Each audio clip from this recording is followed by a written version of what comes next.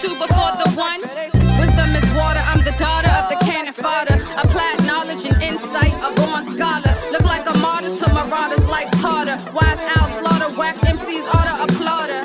Original woman, decipher the womb. Crown of creation, fruit of the planet, earth and the moon. Peace, peace, peace. Welcome to another episode of Wise the Dome. Today, man, I have a very special guest, man. I've been waiting for this one for a minute, man. He's a great thinker, Pan-African. My brother ShakaRa, I appreciate you for coming through, G. Yes, sir. Give thanks. Much appreciated for the invitation. And it's a pleasure to be here, my brother. Give thanks. No doubt, no doubt, no doubt. So I like to begin when somebody's been on for the first time, kind of like their origin story, man. Like, what sparked you on your journey, to, learn your history and knowledge itself and become radicalized politically? I have the pleasure of being born into it. I'm born in and raised in an organization called the Al-Kebulan Revivalist Movement, which is a Black nationalist Pan-Africanist organization that has its foundation on African-centered spiritual cultural foundation. Yeah, my father is one of the founding members and is the spiritual leader of the organization. So that's how I really get my start. And the Al-Kebulan Revivalist Movement is really born out of the Pan-African movement in the UK. So we're over here. I'm born in the 80s. That time is quite a hot time in terms of Black uprisings in the UK. And there's a significant history in terms of organizing. And even I could really put the origin even in 1974 with the Sixth Pan-African Congress. Yeah, a number of Pan-African activists from around the world traveled to Tanzania, under the invitation of Julius Nyerere. And basically there's a lot of Pan-African organizing going on. There's Africans from the States, Africans from all over the Caribbean, Africans from the UK, and there's a split at this particular conference and also among the UK delegation in terms of Black nationalism and socialism, in that regard. And so that split, as far as the UK is concerned, created what is called the Pan-African Congress movement, which was really the Black nationalist element of that force that went over there. My father comes into the equation as a student, really, coming out of that Pan-African Congress movement school of thought, but also doing study with the All African People's Revolutionary Party. Nice. And their study program, which comes out of the socialist camp, if that makes sense. Right. And that was fundamental in the sense of the fact that Baba Kwame Ture, who was, the leading member of that organization at the time, travels here in 1983. And so even though there is this ideological debate taking place, there is still a lot of cross-fertilization between these two camps of the Pan-African school. So I'm born in that environment in the 1980s.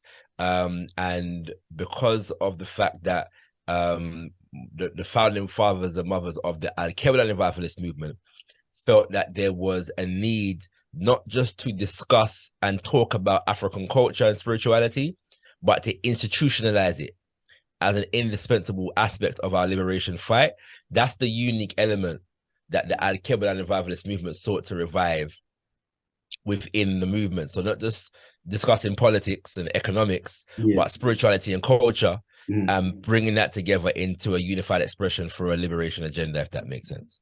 Yeah, man, I think that's amazing because, a lot of times we've seen, obviously, a pushback recently with some brothers and sisters in, what we would consider African-American on Pan-Africanism. Right. And they think that they come at it in a way where they are somewhat acting like Europeans, where they are centering themselves as if Pan-Africanism only lives in the United States of America, right?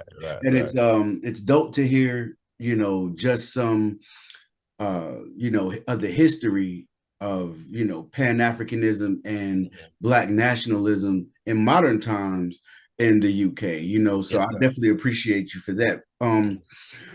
You had a recent post about the difference between teaching history and political education. I thought that was definitely an you know, profound idea. If you can break that down. So I feel like there was a shift at some point. I try it to the 90s, yeah, the 80s and the 90s, whereby prior to that point within the movement, the historian played a role that was about informing the people. But what he was contributing, she was contributing to the activism that was taking place, the organizing that was taking place. Yeah. You have many historians, for example, around the UNIA ACL under the leadership of the most honorable Marcus Messiah Garvey. Mhm. Carter G. Woodson's on the scene. Yeah. Arthur Schumberg's on the scene. Anna Julia Cooper, yeah, is on the scene. And they're all contributing and informing the activism, the movement, the organizing that is taking place. And when Omowale Malcolm X, yeah, is organizing, he's being informed by Baba John Henry Clark and Baba Yusuf Ben Yakanan, for example, right?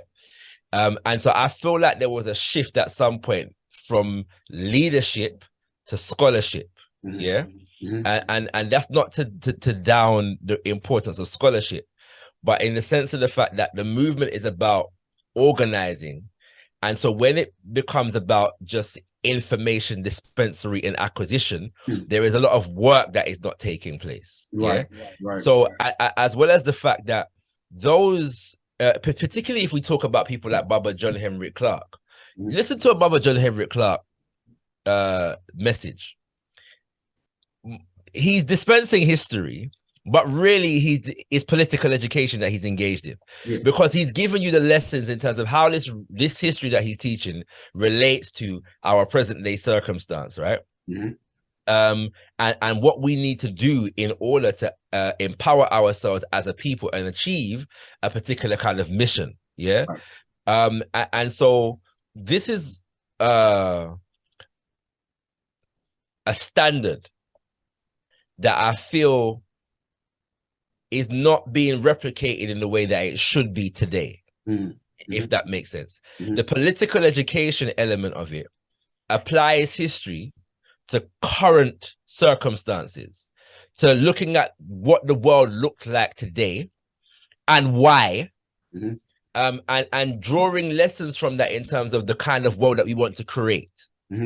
If that makes sense. Right. Whereas just teaching history can become a vain exercise. I think Baba Amos Wilson called it feel-good history. Right. Where we just come together and get high on the fact that we know. Yeah. And so I feel like we need to understand the true purpose of history, which is to inform our development in today. And a couple of things that make me mindful of this is, I'll give you two examples. In the UK, we have a thing called Brexit. Yeah, 2016, the nation voted to leave the European Union. And the period that was most discussed, and I've asked this question a lot of times here, what period of history, when we was watching the Brexit debate, what period of history was mentioned, the most, right? Because there was a period of history that was constantly brought up in terms of the significance of Brexit and why the European Union is important or not important and so on and so forth, And most people miss the point of the fact that consistently they were discussing the history of World War II, or what I prefer to call mass European War II, and its aftermath. And you would hear statements like the European Union has presided over the longest period of peace in European history. So these people in their society, their politics, and their economic development are still trying to solve the issues, the problems of Europe as manifested and exemplified in mass European War II. You watch a lot of American news media, and when maybe between the transition of Bush to Obama, around that time, I think.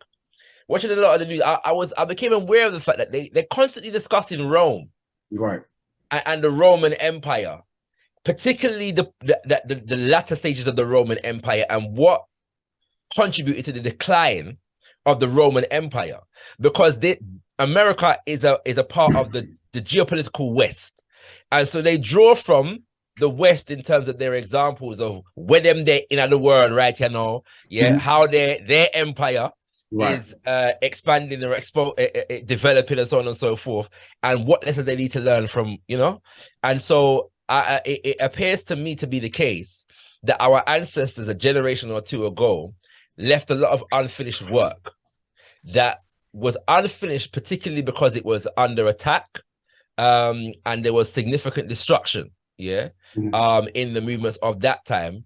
And so there's a lot of lessons that we need to learn in terms of the political goals that they were in the process of instituting to redefine and reconnect us with certain goals that we need to achieve today. And I hope that answers your question. Yeah, it most definitely does. And it kind of reminds me of the quote from Fred Hampton when he said theory without practice ain't shit. Like, right, we can get together and discuss have a pissing contest of who knows the most theory and most history, but if we're not organizing at the end of the day, we're leaving a lot on the table. What are your thoughts on the recent movements, from groups such as FBA and ADOS, whose whole movements are based on distancing themselves from Africa and the rest of the diaspora? And the reason I ask you, and I ask other brothers often who come on the show, is because this to me is it's very dangerous, like these type of groups and that type of thinking. And they have in a lot of cases Western imperialist talking points, and I don't think they even understand it. But if you can, like, what are your thoughts on that? So I'm glad you said it, right, because I've come to realize that this the framing of this argument is, once you challenge the ideological positions of ADOS and FBA, you're being told that you're disrespecting Black Americans. And I'm assuming that you're not an immigrant. Right. So I'm glad you said it, and I also want to make it clear that this sensibility is not confined to Africans in the United States of America. There's a significant colonial mentality that has existed among Africans from the Caribbean for quite some time, and it is manifesting in similar ways at this moment in time. This need to make one distinct from Africa and African identity, and so the sensibility of defining Caribbean identity and Caribbeanness in opposition to African identity is something that is growing and manifesting in some similar ways, including the claim that we are the indigenous peoples of the Americas. Oh, wow. So that's happening there too? Oh, 100%. Oh, wow. Including the claim that we are the original Hebrew Israelites, as well as being the original inhabitants of the Americas. Wow. So I say that to be clear that we don't want to stigmatize Africans in America as some particular, I'm saying this is happening everywhere. It just so happens that there's a particular expression of it among Africans in America. What do I think of it? I agree with you. It is destructive. It is fundamentally an arm or a justification for support of Western imperialism, American imperialism in particular. And I say that because no matter where this argument comes from, whether it's the United States of America or the Caribbean, what these people seem wholly unable to do is forward an analysis of Western imperialism, forward a critique of Western imperialism. There's all kinds of critiques of African immigrants, African culture, Nigerians in university, who is supposedly practicing cannibalism on the African continent, but no critiques of the Western military industrial complex, for example. No critiques of the IMF and the World Bank. No critiques of America's relationship to Haiti and why significant numbers of people from Haiti end up in America because of the meddling that America has done in Haiti. And in my humble opinion, one of the reasons for this, because I'm fully conscious of the fact, and asserting the fact that this is not just an organic development. I am confident that there is CIA and FBI and MI5 and MI6 deep, in the mix in terms of how this has blown up. All these anti-African, anything but African movements have just flourished and over on social media over the years. And I mean, they seem very well resourced. A man just jump on Twitter and has a whole dossier of anti-Garveyite propaganda, complete with pictures, underlying quotations and so on. No, these people, no group of people like social, it's just that organized. Yeah, I'm sorry, right? There is definitely the hand of the state involved in this dynamic, and we know that these institutions, these intelligence institutions, definitely play with social media. Yes. Yeah. So, in my humbler estimation, one of the reasons why we're seeing this at the moment is because of the issue of reparations. And if you notice, a lot of the ADOS FBA argumentation revolved around the issue of reparations. Yeah. And what began to take place is that since the turn of the century, a lot of Africans around the world have been organizing on this issue. And there's a lot of disagreement, but there's also a lot of agreement. And it got to the point whereby whereas the neo-colonial governments in the Caribbean often were uncomfortable and obstructive when it came to the issue of reparations, around 2013, 2014, a lot of the nations that were colonized by Britain, the governments suddenly were on board with the idea that reparations is supposed to happen. Right. Yeah. A lot of critiques that I have for the nature and the approach and the trajectory of what the governments were doing different to what the grassroots organizations forwarded initially. But there was agreement on the fact that reparations is supposed to happen. You speak to a lot of members of NCOBRA in the United States of America, National Coalition for the Black Reparations of Blacks in America, they speak of the fact that there was collaboration between NCOBRA and the initiative in the Caribbean. And in fact, in some ways, the initiative in the Caribbean reinvigorated some of the strategies that were being employed by NCOBRA. And so that is inherently connected to the UK because there's significant reparations activists in the UK from quite a long time ago who have been connected with NCOBRA from a long time ago. And Africans in the UK are relatively recent migrants from the Caribbean and from the continent. So in my humble estimation, one of the reasons for this is because there was beginning to be some level of critical mass on the issue of reparations among African people. Yeah. Wow. And that includes nations on the African continent, not always governments, but grassroots organizations, and the fact that there were activists from this country that were campaigning to African nations on this issue. And there was things like in 1993, the Abuja conference in Nigeria, whereby reparations was a key aspect of the conference, and elements of the government sponsored the conference and supported the agenda. And there was a declaration on that and so on and so forth. So there was a need to divide and conquer again. Right. And divide and conquer, but in the form of some pro-blackness that was allegiant to American imperialism at the same time. Wow, you said a mouthful, and I totally agree. And it seems to be working with those, certain groups, because the idea that we are better separate just doesn't make any sense. Our Of course. movements being separate doesn't make any sense. We definitely understand how, I mean, the idea of certain reparations claims, being, I guess, maybe lineage based wherever you're from, but Of it's course. not. But that does not mean that it has to be separate. We can work on this as one political body. Yeah. Whenever I remember, it was a while back, but I remember you were having, I don't want to call it a debate, but a debate for like a better word, about ATRs and were they pseudo or spookism. And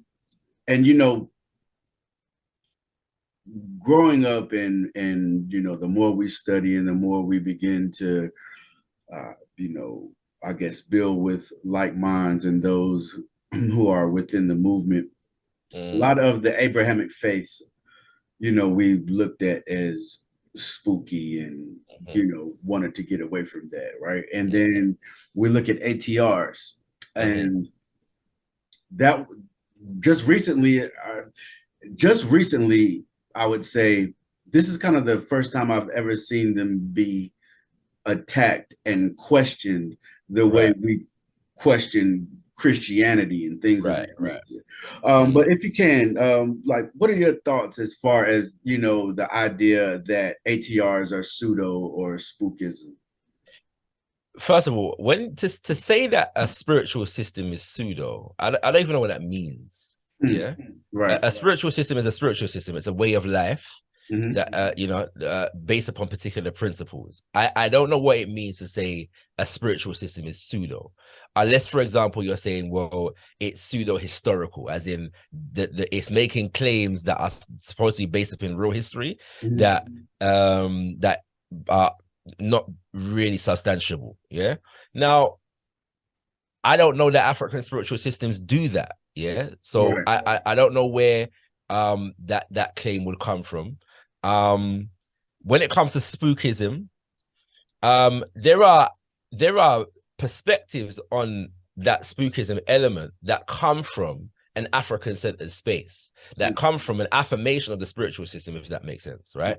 And a natural evolution within the consciousness of the spiritual system, which I'm completely comfortable with. Yeah. Then there's another thing that comes, like you're saying, which is a bit of an attack. And I think that attack is premature, principally because we are yet to restore indigenous African spiritual systems to the proper dignity that they deserve. Yeah. Right. The difference with this and critiquing Abrahamic religions per se is the fact that Abrahamic religions carry a dominance and a prestige and an air of superiority that is governed by the people who practice and promote the spiritual system. By contrast, African spiritual systems have been denigrated, demonized, for centuries as a result of the propaganda of those spiritual systems. Right. So before we are able to properly critique, we need to understand. There's a process of understanding that we need to go through. And once we've developed that proper understanding, then we will be able to assess what serves us today, what doesn't serve us today, what elements of evolution that we actually need. And I'm saying that there are elders and ancestors who have done and are doing that work that we are not appreciating. Yeah. Right. And so when we look at Baba Kimwanden de Kiabonseki Fukiao, and he's talking about the cosmology of the so-called Bantu Bakongo, but he's applying it to how land is organized, how political systems and economic systems are organized, how you rear children. Yeah. Right. We lose all of that if we're just referring to it as spookism. Yeah. Right. You see what I'm saying? And so I just think it's very, very dangerous. But beyond that, the cosmology within an African spiritual system informs us of the ontology of African people. what do we see as human being, the self? Yeah. Mm. What is our relationship to the cosmos? What is the axiology, the basic principles that we draw from that? You don't have to literalize the narrative in order to understand the themes within it. Right. Yeah. Right. So to call it pseudo and to call it spookism is to negate an exploration of those things. And I always ask, is there any African liberation without African culture? No. Like, is it possible to be liberated as an African without an appreciation for culture as African people? And can you fully appreciate African culture without an appreciation of African spirituality? So it appears to me that the people that are engaged in some of these critiques are fundamentally Eurocentric in their approach and are failing to address their Afrophobia and Eurocentric mentality. Right. And as much as we have in our youth banged on some of those Abrahamic faiths for that simple reason, a lot of times whenever you feel like a lot of people still carry that worldview where this is centered, right? Where we approach African spiritual systems or ATRs the same way we would approach Christianity, and that's fundamentally flawed. You can't do that. And I noticed, I thought, like when I saw it, I thought that that critique on ATRs is counterproductive, especially when it comes to the diaspora, right? Because the diaspora in a lot of cases are just trying to reorient themselves. Exactly. With Africa. They're trying to get back and, Sankofa, they're trying to get back what they felt was taken from them, right? And I think you made an excellent point, was that everybody doesn't literalize everything. You would have to ask us, that specific person, what his understanding on that said lesson was. And I had spoke about this the other day, and I think we have an issue where when it comes to mythology of the mythologies in Africa and in the diaspora that we created and cultivated, to dismiss it as spookism is to totally dismiss the lessons and the reorientation with self that it's there to provide you with. You know what I mean? My thing is this, bro. I don't see people doing that with like Buddhism. No, not at all. Or the Hindu tradition, or see, I don't see that taking place, right? And so there seems to be a particular thing. And then what interests me the most as well, I think, when you talk about referring to that debate, what was giving me the most joke is that the same people that were fronting this narrative were also dissing people for affirming Kemet, the connection with Kemet and the rest of Africa, right? I'm saying that we should be dealing with West Africa. But then when people deal with West Africa, suddenly we're pseudo and dealing with spookism. So what you want with do? Like what are we trying to get out of this? Do you know what I'm saying? And like literally just seeking understanding, of what it is our people are dealing with. So I think it's fundamentally flawed. But I also will say this, that because spiritual systems, all of them are a reflection of the people, when you have a people that have been so heavily colonized, even the spiritual system can begin to reflect the colonial process. Right. So I believe, and there are brothers and sisters and elders and what you might refer to as priests or priestesses that will say this, that our spiritual systems and even their natural evolution has been retarded by the fact that a lot of it's been made underground. In the Caribbean, you've got hosts under the guise of voodoo and obia, spiritual systems were banned. So so it basically, it couldn't be practiced openly, and the natural social order that would have been around the spiritual system has been denigrated. Right. So it's not being practiced or manifesting in the social life of the people what it naturally would have. Right. Therefore, there are aberrations in that context. But you can only understand that if you delve into studying and appreciate what the spiritual system is. Yeah. And so we need to go through that process. Yeah, most definitely, I agree. And you brought up something else that I wanted to ask you. You spoke about the false antagonism of West Africa and Kemet. And I thought it was a profound sentiment, and the reason why is because we both see it. Now, you know, you're ridiculed for studying ancient Kemet. When a lot of our great scholars that came before us, taught about the different principles of Mayat and things of that nature. And now it's like, West Africa, West Africa, West Africa. But now, don't get me wrong, I understand genetically and culturally we are West African. But to create an antagonistic idea that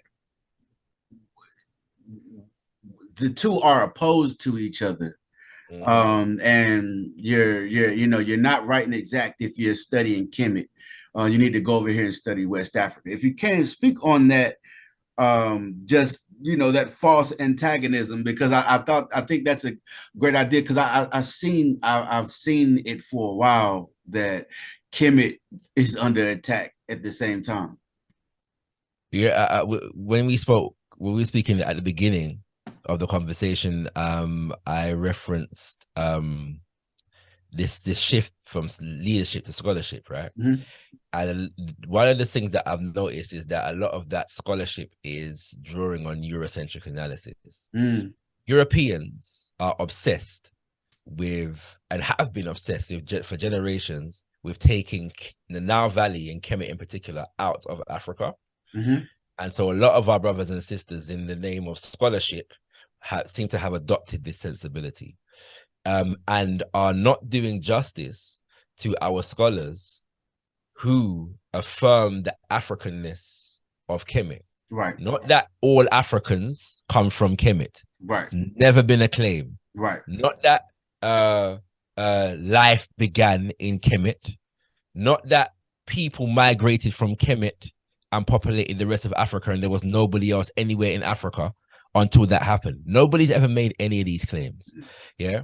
And so my thing is, when we look at the work of Sheikh Anta Diop, when we look at the work of Ababa Yusuf Ben Yochanan, Ababa John Henrik Clark, John G. Jackson, Chancellor Williams, what was their discussion around Kemet about? First of all, were they only discussing Kemet? No, not or at were all. They actually discussing the Nile Valley? Right, they were discussing the Nile Valley. The Nile Valley. Which before you go, like, people are attacking that idea as if there is no such thing as Nile Valley civilization. But go ahead. Which is ridiculous based upon the testimony of the people in Kemet themselves. It doesn't even make sense as an argument. Right. When they speak about their relationship to the people that were south of them. Right. Right. In War and Peace. Yeah. Mm-hmm. And the other evidence that suggests that the civilization was actually birthed from the south. Yeah. But we're talking about Sheikh Anta Diop, who probably is one of the most advanced definers of this, the African historical continuity. Yeah. All of the people of Europe are not lineal descendants of Greece and Rome. Right. But they take pride in they take pride in European historical continuity being centered on that foundation. Yeah. And developing from that point. This is all of Europe. Eastern, for example, there's political differences between East and Western Europe, right? But Russia is no less derived from that same historical cultural center as is Britain. Right. For example, yeah, they might have the classical music and the similar geopolitical systems in terms of monarchy and so on and so forth. Is that Russia took a sharp turn towards communism at one point, and then that caused some problems in Europe. Yeah. Right. So we're talking about historical continuity and the Africanness of Kemet. Yeah. And how Kemet is a part of the cultural unity of Black Africa. Yeah. Right. And Diop affirms this in terms of understanding our history as a grand epic. And he's basically saying that when the civilizations in the East or the Nile Valley began to decline, it was balanced with a rise in civilizations in the West. Yeah. Not that nothing was going on in the West before that point, but that there's a significant journey that we can chart in terms of how civilizations developed and the time frames and so on and so forth. So what happens is a lot of people have not studied and understood the historical framework that is being developed here.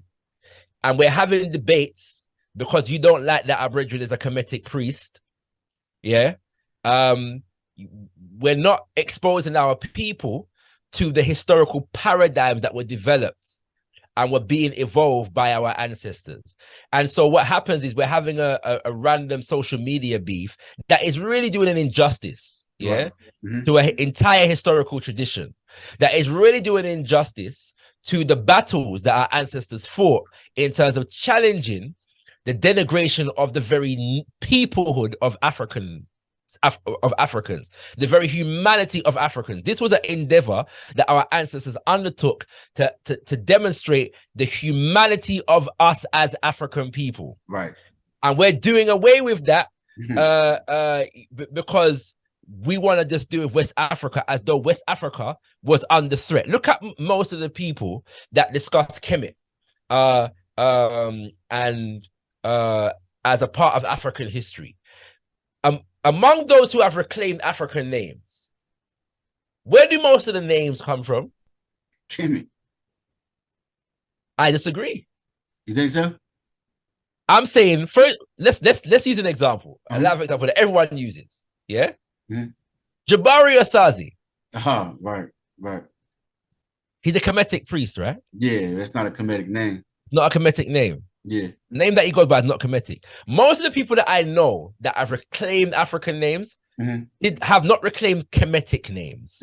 I got you. Even if they teach about Kemet, yes, right? And African as a part of African history. Most of the names are Igbo names, Yoruba names, Zulu names, Swahili names. I'd say that's most of the names. Yeah. Yeah, you follow me? Yeah, yes, I do. And you got a few with Mande name, Mandinka names, and so on and so forth. That's most of the names. So most of the people that affirm an indigenous African spiritual system, there's a significant Kemet element. But most of the people are in some West African based, spiritual system. So the issue is being overblown for the sake of a social media argument. Right. It's not really representing the truth of what's actually taking place. Right. And so like I remember whenever I was young, I went to it was like a summer camp. It was a Pan-African summer camp. I was like maybe 6 years old. And I'll never forget, they had on the teleprompter and they taught about this, and I can still see the cover of the book from that long ago. And the book was a textbook of quote unquote African history. And it said Egypt and Africa, as if Egypt was not in Africa, right? Yeah. And so when I hear these arguments, a lot of times I think back to these type of things that I saw as a youth, right? And then I began to study on my own and understand certain things. In a lot of cases, it seems like that seed that Europeans planted, 100, it manifests itself, but they're doing it in blackface. Well, definitely. And you know what's interesting? Brother Robin Walker, Now, Brother Robin Walker is the author of When We Ruled. I have the pleasure of being born and raised, being taught by this man. Oh, wow. And have studied his Black Studies course up to level 3, but he's based in the UK, so Robin Walker is somebody that I grew up with, right? And in the book he has a chapter on the true Negro hypothesis. So he's speaking about how Western historians have created distinctions between African peoples based upon a perception of who had higher civilizations or not, and often with the intentionality of inserting some European or Asian influence or lineage into the development of the civilization. And so a lot of those frameworks, those paradigms, are still informing how we approach African history today. Right. Yeah? Right. And so when you study that dynamic, you realize that a lot of these brothers and sisters who are on this hype are actually following those frameworks without analyzing them. Right. Yeah. Right. To the point whereby even the civilization in Monamatapa, southern Africa, around where Zimbabwe is today, they tried to, when they found the so-called Zimbabwe ruins, they tried to insert some Asiatic you know what I'm saying, influence on it. And so what happens is the only true Negroes were quote unquote West Africans, right, who were considered to be and uncivilized. We're seeing that now. We're seeing them talk like that now, man. The same argumentation is taking place, but it don't seem like the brothers and sisters realize that they're just regurgitating Eurocentric historical paradigms that were just used to denigrate African people. Right, and I see, it's like we start playing these word games, right? Because as you see, there is, and don't get me wrong, I am all for the understanding, the appreciation, and the diving into Western Central African culture. 100%. 100%, right? Yeah. But I don't have to throw any part of Africa away. That's it. Yeah, and I just see that division that even like how you were mentioning, even Job, like whenever Shake Out the Job, whenever in African civilization, he talks about how certain East African civilizations, they wanted to classify as dark-skinned Caucasians just because of their level of, and it seems like I said, we're falling into that same thing in blackface. This is okay. So I recently saw someone who we both know. I'm not going to say any names, man, but they said that they're making a video presentation about how J. Edgar Hoover was nothing compared to corrupt African leaders, as if these government leaders, in a lot of cases, weren't flunkies of the West and propped up by the CIA and other international entities. What are your thoughts on that?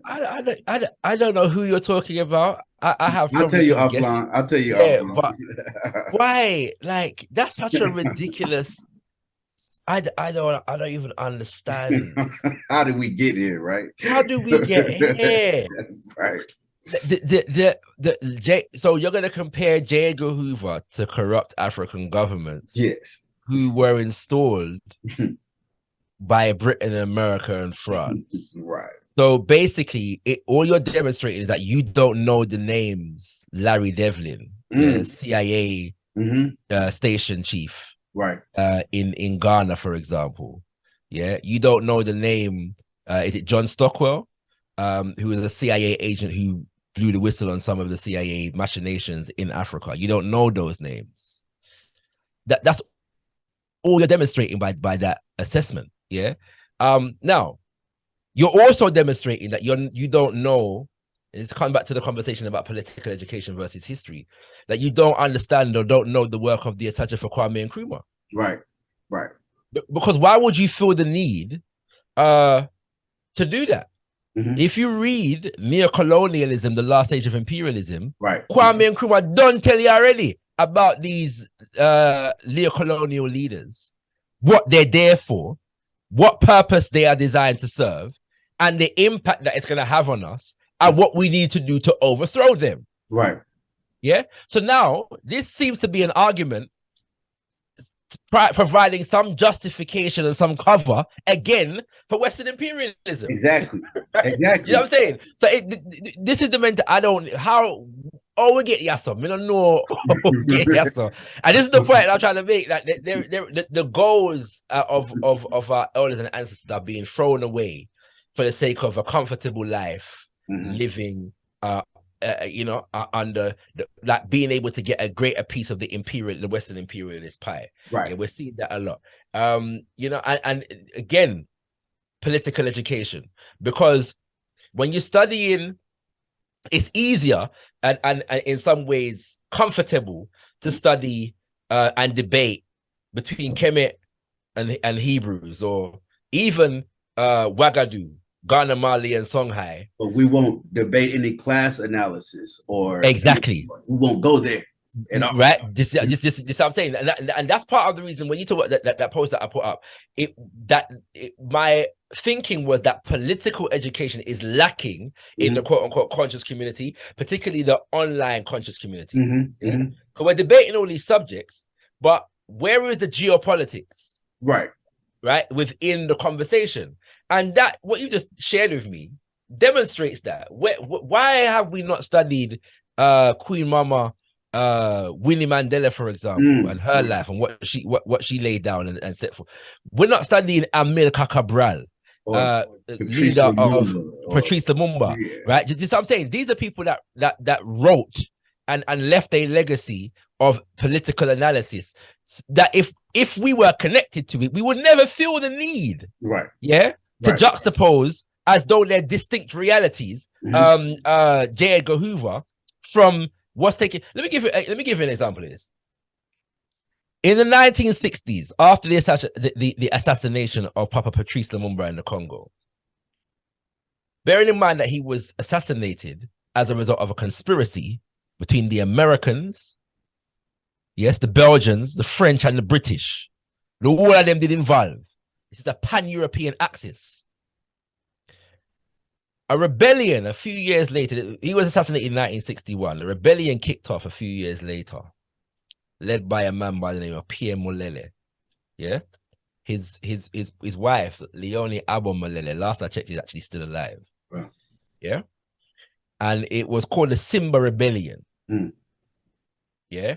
And they were revolting. It was a pro-Lumumbaist revolt against the regime that was installed by these pan-European powers, Mobutu, yes, who remained in power backed by these people up until the 1990s. Right.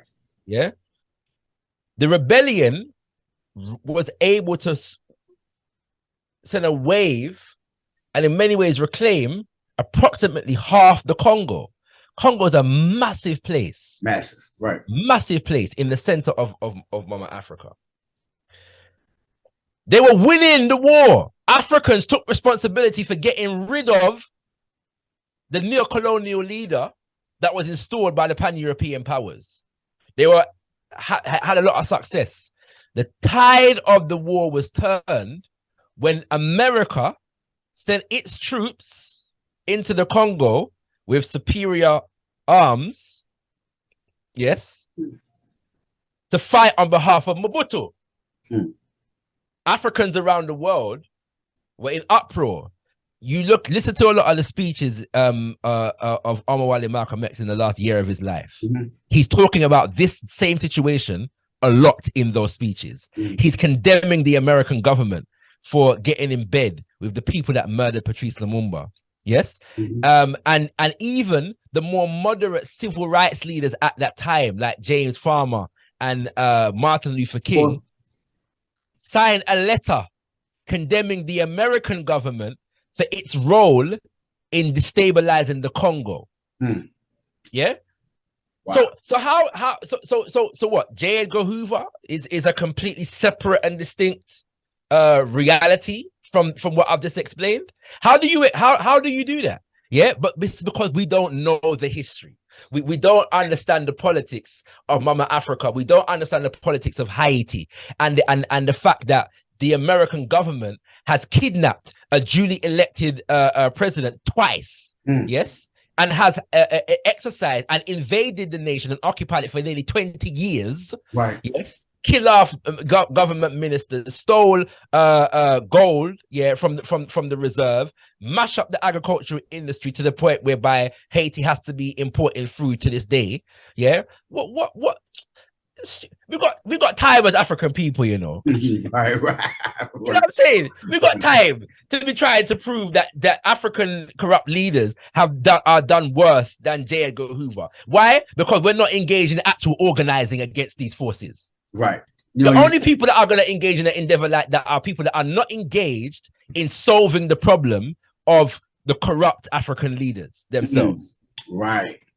And it's very clear to, just add on to your point about political education. When we talk about capitalism and imperialism and how, nations aren't, what are they? Nations are over extracted as far as their resources, and those resources go somewhere. And then we look at who is sitting pretty after it's all said and done, and it's always America and the West, right? And the West. This same person, I'm not going to admit because I don't want to give him no shine, right? But same person told me that imperialism doesn't exist, doesn't right? And so that need for political education is real. You can study Kemet, you can study, Ouagadougou and our history, all you want. But if it does not come with a political education, I think people don't really understand what Black studies and Africana studies really is, right? They think it's just the studying of your history, but it's not. It's a reorientation politically as well. And so sometimes when I see these things, bro, it just kind of blows my mind, because even before I became as politically educated as I am now, I could still tell that there was something wrong and there was disparities that weren't natural. Right? Yeah. I may not have had the vocabulary to explain it then. But I saw it, right? And the fact that, it's I guess, if people feel like they can benefit and be on the winning team, which is America and the UK. 100%. Yeah. You know what, bro? I'm conscious of this as well. Yeah. For as Africans who live in the metropole, as this is language again that I reread How Europe Underdeveloped Africa last year, and Groundings with My Brothers by Walter Rodney. Yes, I read that last year as well. Right, and this is again analysis that you're gonna get. Like the people that you're referring to, I guarantee have not studied these texts. Right. Yeah. Right. It's impossible to. Right. But again, there's a comfortability that comes with living in the colonial metropole sometimes. Yeah. That when we live in these colonial metropoles, we're trying to preserve our position within them. Yes. Yep. And so we will deny the reality of what exists on the colonial outskirts, right? You know what I'm saying? The colonized territories. Yeah. And because we're trying to get a greater piece and preserve and secure a greater piece of the colonial or the imperialist pie for ourselves. And you can't do that when you're confronting and challenging imperialism. Yeah. Right. But America is a criminal settler colony. Exactly. Britain is a criminal neocolonizer. America has engaged, forget the other side of the world for a second, America has engaged in the destabilization of economies everywhere throughout the Americas to ensure that no economy is able to challenge America itself, that it remains a superpower in that region. Right. I already gave the example of Haiti. I could give the example of the United Fruit Company all throughout the Caribbean. Yes. And how they deliberately, as an arm of the American government, destroyed industrial agriculture. Yes. The United Fruit Company? Yes. Didn't Garvey speak about them? 100%. Right? They were key in the destabilization of the Garvey movement throughout the Caribbean and the Americas. Yeah. And they acted on behalf of the American government in doing so. The United Fruit Company is now called Chiquita. Oh, wow. Yeah. That's who they are now? Yes. Wow. They are Chiquita. So they destroyed and commandeered the banana industry in places like Cuba, Costa Rica, and so on and so forth. That's where right? Garvey was. Right? Just what I'm saying. Yeah. And so labor movements at that time, because a lot of the government was labor movements at the time as well, not exclusively, but a lot of it was governed by the Garvey movement, were challenging the United Fruit Company in the Caribbean. Yes. And that has had a ripple effect from that time until now. I've already spoke about how they literally destroyed agriculture in a place like Haiti. Yeah. To where they still exert political economic influence to this day. It's impossible. You have to be it's cognitive dissonance in order to justifiably sit comfortably within American society, knowing what you already know. Right. You have to deny the reality of American imperialism, and it's sick. We're gonna have to go to war with these people politically and intellectually at some point. I'm sure of it. No, I definitely agree. I guess the thing that is puzzling is oftentimes they'll say, well, if this place was so terrible, why are all these immigrants coming here? Look where they came from. It's like, do you not understand why their nation is the way it is? Exactly. So they got every right to come over here and try to get a bag because they're being clipped over here on this end, and they don't get it, man. I don't understand it, man. And you brought up Haiti, and that's one of the things that I also wanted to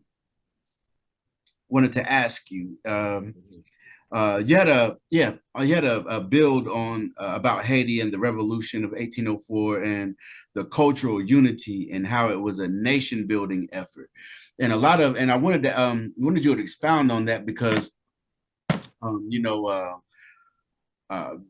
just different books I've read, and I even saw at the African American History Museum in Washington, D.C., how they had some letters from different plantation owners that showed how fearful they were of rebellion while this was going on in Haiti. But if you can build on the fact of how it was a nation building effort, because a lot of times we hear that Pan-Africanism is just one way. It's just, this is what they like to say, the FBA and the ADOS people. They like to say, hey, it goes outward from America and it doesn't come back. You know what I mean? Right. Yeah.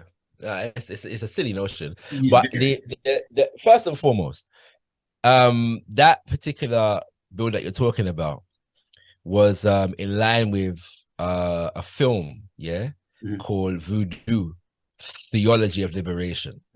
Yeah. So check it out. It's developed by the team of Ancestral Voices. Yeah, they've done 2 documentaries on African spirituality, and also this 3rd documentary on specifically voodoo as a theology of liberation. Again, we can never tap into that if we're just referring to voodoo as spookism and pseudo, right? But the cultural unity of Black Africa being made manifest, what I'm referring to here is the fact that these Africans, as we did in every other rebellion throughout the Americas, came from different African people groups that were able to unify a spiritual, cultural, political, and economic expression, in the rebellion.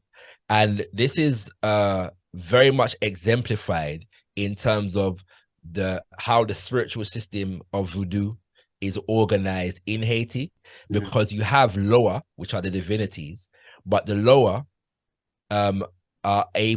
we are able to derive the different Loa. So you have Loa that are derived from the Yoruba people. Right. You have Loa that are derived from the Fon, and there's a Bakongo element in there as well. Right. So again, we lose all of this understanding if we denigrate the spiritual system as a pseudo. And this is what it's teaching us. It's teaching us that these Africans were able to see the commonalities within their culture and create a foundation and an organizational system, because understanding that voodoo not only informed the theology of liberation, but even the war effort was organized through the voodoo spiritual system and the social order that comes out of it. The fact that a significant amount of the people power in the revolution came from maroon societies, right? Africans from different aspects of different people groups, who had created independent communities, yes, in the hills and in the mountains, and so on and so. So there's a lot of lessons that we can learn from that.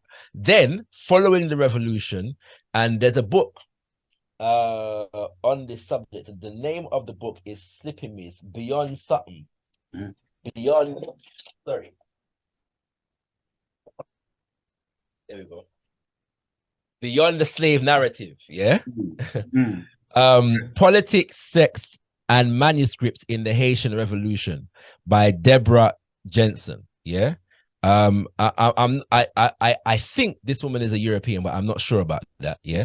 At the same time, the book contains a lot of first-hand documents in terms of the nation building effort after the revolution, from Dessalines and so on and so forth, the problems that they were trying to solve, how they were trying to solve issues of land distribution, labor, production, and so on and so forth, right? And the extent to which a lot of the principles prior to Marx, were I don't want to say egalitarian, but people-centered. I want to say Ubuntu, Ubuntu centered, in terms of maximizing the good and the productivity among the people, as well as the challenges that they face in trying to do that. Because remember, the nation was not recognized by America, Britain, France, who were the superpowers, Spain, in the region at that time. And so you get to a point in 1825 whereby France sends a number of ships, with collectively about 500 and something cannons, and is able to subdue the leadership at that time to the point whereby they're paying indemnity to France for loss of property. But between that time, a lot of the problems that they're trying to solve is based upon what they learn from amalgamating and collectivizing African culture, methods of agriculture, political, economic systems, as well as what we learn from Europeans, as well as trying to protect ourselves from them, if that makes sense. Yeah, for sure. And I think that's a great perspective. I'm definitely going to have to check that book out. When we've talked about the Caribbean a lot, and we have great brothers and sisters like Garvey and Walter Rodney, and if you can speak on the impact of the Caribbean's contribution to the Pan-African movement, for those who may not know. It is very immense and interesting in the sense of the fact that a lot of the time the people that we know of who are responsible for developing Pan-Africanism in ideology and practice, you might refer to them as the intelligentsia. They're people that, them go out some good school, some university, and so on and so forth, right? Less of those exist in the Caribbean than they do in mainland America, to this day, right? And so there's a speech by Baba John Henry Clark where he speaks to this somewhat. And he says basically that a lot of the time, the Caribbean was too small to contain a lot of the brilliant minds that came out of it. And he mentions like C.L.R. James and George Padmore, Marcus Garvey, Edward Wilmot Blyden, so on and so forth, right? They become known because they travel a lot of the time, Again, it's the difference between being in the imperialist center, whereby they're developing their nation, right? And so that there's a proximity that Africans who are living in the metropole have to the development of you know, what white people are doing for themselves, Right. the Africans in the so-called what becomes known as the third world just don't have. We don't have access to a lot of these things, yeah. But at the same time, because of the colonial and the neo-colonial situation, one of the things that is apparent among Africans in the Caribbean is migration. So that, for example, my family, well, one side is Jamaica, the other side is Antigua, but there's a significant Jamaican diaspora for about 100 years, just based upon man who had to go work in Cuba, man had to go work in Costa Rica, man had to go work in Panama. Yeah, you know what I'm saying? And there are communities that are descendants of those people today in a lot of those regions, yeah. But what that produces is a relationship between Africans in the region. Yeah. And so naturally, when we're politicizing and organizing, there is some collaboration going on a lot of these different levels. Yeah. And I think the most definitive expression of this came under the Garvey movement, in the sense of the fact that there was an organization that was present in a lot of the different regions. At the same time, it's not limited to the Garvey movement. A much later example is the Grenada Revolution. In 1979 to 1983, and the extent to which Africans from other parts of the Caribbean traveled to Grenada to support the Grenada Revolution. It's one of the secrets of the Grenada Revolution, the extent to which they called on the expertise and the moral support of Africa. I know elders who were called upon to go to Grenada from Jamaica and other parts of the Caribbean. I want to ask you something about that. Yeah. Why do you think, for a lot of people, they don't know who Maurice Bishop is? Like, for that to be such a movement. Yes. It's not talked about often unless we're talking about the circles that we're in. Yeah, 100%. Okay, I'm gonna answer that in the words of Maurice Bishop himself. But before I do that, let me just call the name Benito Sylvian, who was a Pan-Africanist activist from Haiti, and I think to a significant degree, Haiti in the 1800s is one of the secrets of Pan-Africanism in the world. But particularly in the Americas, but that's another story for another time. But just note that name, Benito Sylvian. One of the key names coming out of the Caribbean and Haiti in particular. People don't know about Maurice Bishop because of neoliberalism. The neoliberal agenda that was instituted and formulated under the Reagan administration, with the inspiration of Milton Friedman, the great white supremacist imperialist economist of note. Now that revolution took place in the modern era, and Reagan, after the implosion of the revolution itself, the Reagan administration sent the troops into Grenada, and they occupied the nation for quite some time. And that particular military effort was led by Colin Powell. Former Secretary. They want to give us as a hero to Black people, right? Exactly, But also, it was supported by a number of governments in the Caribbean, Jamaica being one, Dominica being one, and I believe Trinidad and or Barbados. They were able to commandeer the support of a number of the neo-colonial governments in the Caribbean. So Maurice Bishop, months before he was assassinated, ends up in America trying to engage in some diplomacy. He's speaking at Hunter College in New York. Interesting fact, the man whose name I'm forgetting, but the man who's the president of Grenada now was leading a very small demonstration of about a dozen people outside of Maurice Bishop's speech. Wow. Wow. On that no day. Coincidence. Right. You know what I'm saying? All right. Okay. Right. Well, let me ask you know. So in the speech, Maurice Bishop is speaking to a room full of Africans. There's some others in there, but the room is full of Africans, right? And he makes reference to, you can watch the speech online, yeah, for anybody's interested. Okay. Yeah. There's an abbreviated version and then there's a longer version. The longer version, the quality is not as good as the edited version. Both of them are good to watch, but you can also read the speech as well. And he goes into the revolution and the achievements of the revolution. He even talks about the challenges of the revolution, what they want to do next, and some of the challenges that they're having, for example, challenging the materialist mindset of our people that has been developed through American propaganda or advertising and so on and so forth, and how that, you know, affects, you know what I'm saying, certain development.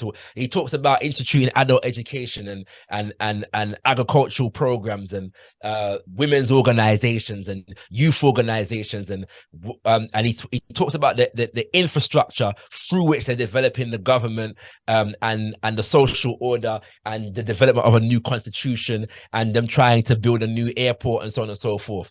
Then he speaks about this fact, which is the fact that he got a secret report from the CIA, sorry, the State Department, the day before this particular speech, and this report said that the revolution in Grenada, yes, is in one sense even worse than what had taken place at that time in Nicaragua and one other Southern American nation. I'm forgetting which one he mentioned at the time, because the people of Grenada speak English and therefore can communicate directly to the people in America.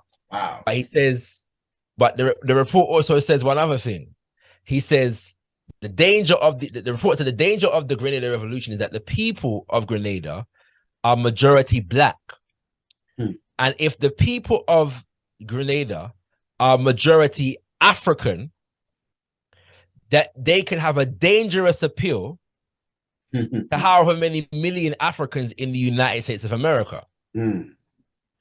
The neoliberal agenda wants us to center our aspirations on individualism and the free market economy, which is governed by America. Right. We can't be knowing about the example of Grenada and the crimes that America committed to ensure that revolution never succeeded. Right. And I implore everybody who's watching the show to definitely study Maurice Bishop and that revolutionary movement. 100%. One last question, brother. And again, I thank you for coming through. Definitely been an amazing conversation. Yes, so the 1619 Project came out on Hulu. And in a lot of ways, it centers the idea that Africans in America just wanted to be American, right? Which is funny because more Africans in America fought for the British during the Revolutionary War. Yes. A whole lot more. Yes. But what are your thoughts on that whole idea? And does that happen in the UK where it's like overdrive?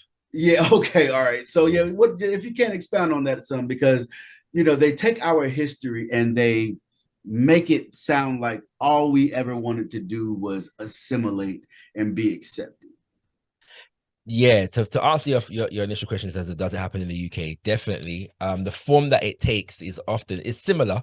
They're given Africans who fought in the two mass European wars more recognition, for example, right? You know, we were fighting for Queen and country, so-called, and you know, but oftentimes we're not recognized, oftentimes we're discriminated against. There's all kinds of stories of Africans from the Caribbean getting frostbite and having to have limbs amputated because they weren't given the proper uniforms while they were on the battlefield, and so on and so forth. And so they're flagging up these issues, but flagging them up as Black contributions to British society. Right. Yes, you know what I'm saying. So, right. Now we're getting included in the British narrative, and we feel recognized. Yes, and this is what the Western imperialism is on generally at the moment. Even the film Black Panther is a part of that. Now we feel most definitely, especially right? part You know what I'm two. saying? Right, yeah, and all now I ain't seen it yet, so Mhm. I'll have more to say when I see it, Mhm. right?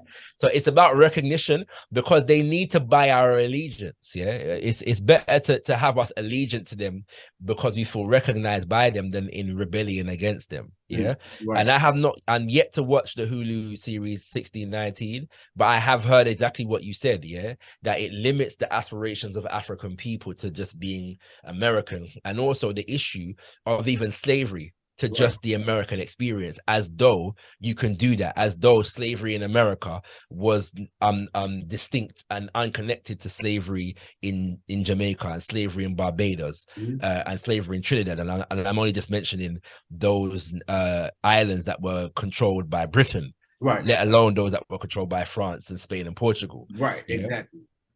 There were Europeans, sorry, in the United States of America who owned plantations in Antigua and Jamaica and Barbados, for example, and even Haiti. Yeah, why you mentioned it earlier in terms of they were worried about the Haiti because some of them was running some plantations, yeah, down there, in Haiti, yeah. So yeah, and this is why the affirmation of African identity is so important, and this is why they have to attack it so much and have those among us attack this identity of African, because that identity is transnational. Right. It doesn't respect borders. It Right. it seeks to strengthen allegiances to African people around the world.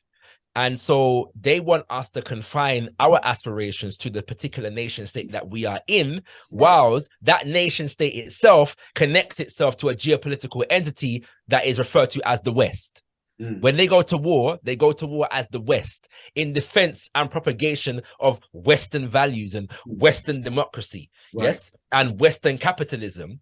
But whereas we want to confine ourselves to wherever minor geopolitical entity that is a part of the West that we currently reside in, it's totally deficient political economic thinking.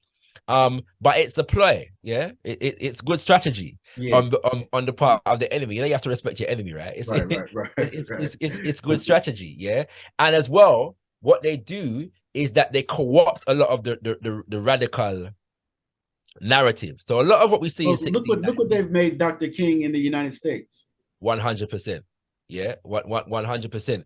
And just to say on that particular point, more explicitly, his critique of America as the greatest purveyor of violence in the world today, his critique of capitalism and American capitalism in particular, his critique of American militarism, materialism, and racism, yes, and all of these things, yeah, is completely, and that's funny because now we're hearing a lot of brothers and sisters in the online conscious community affirming Martin Luther King as the standard, the guy, and juxtaposing him to Omawale Malcolm X as somebody who didn't do much. He didn't achieve much. I saw that. Martin Luther King got things done, yeah, right. But you can tell, and I say this with the utmost respect to my brothers and sisters from the United States of America, but that analysis suggests that brothers and sisters have not studied and read Martin Luther King. Right. It's particularly in the latter part of his life. Right. Yeah. But they will borrow, and they're doing this even with Pan-Africanism in places like the UN and so on and so forth. They will borrow from some of the more the radical critique. So a lot of the 1619 analysis is analysis that you would have heard from a man like John Henry Clark a long time. Yeah. You know what I'm saying? In terms of the reality of what America represents, you'll find that in Martin Delaney in the 1800s. Right. Yeah. And I'm made to understand as well that a lot of the 1619 project takes inspiration from the work of Baba Gerald Horne. Yes. Yeah. Well, that's what it said, but that's what it says. But reading Gerald Horne's works and seeing this, it's not aligned. And that's the part I'm making. So they'll co-opt the element of it, but the objective, the ultimate objective or the ultimate conclusion is going to go somewhere else with it, right? But basically, this idea that we need to retell the story of American history and come out of the American standard myth making is a process that we've engaged in always. Is the point I'm making, yeah. And so we've been on that, they'll give us some of it, but only in as much as it doesn't challenge America enough. Right. Yeah. Right. And the ways to do that is to segregate, no pun intended, American history from the history of the Americas.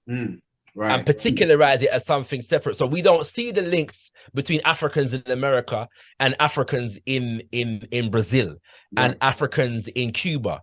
Yeah, especially not Cuba, Lord, not in this day and age. You can't, no, you know what I'm saying? Not at all. Not you know what I mean? All, that can't go on, right? You know, so it's all that stuff, right? And so, but when we see that as African people, that should tell us exactly what we need to be doing. Exactly. It should be a sign of where we need to do right. You know, we should be running to meet our brothers and sisters from Haiti, yes, and Brazil and Cuba and St. Lucia and Suriname, and we should be, and this is what we're in the month of the assassination of Omowale Malcolm X right now, yeah, February, and that's what he was trying to do at the end of his life with the Organization of Afro-American Unity, and defining Afro-American as not confined to Africans in the United States of America, but Africans throughout North, South, and Central America. Right. But for himself, beginning where he was with Africans in the United States of America. Yeah. But trying to internationalize our consciousness for the global African world. So that's why Nana Amos Wilson spoke about the need for us to have a global community. Yes, a global community that is based around a global identity that is scientifically and technologically inclined. Right. If that makes sense. Yeah, man, it definitely makes sense, and you're exactly right, man. I totally agree 100%. It should be clear that that's what we should be doing. But at this point, you know, we just got to keep on, you know, spreading the message, man, and for those that take to it, you know, just, you know, each one teach one, man. But for those who want to, you know, hear more and I guess maybe follow you on social media, how can everybody get with ShakaRa?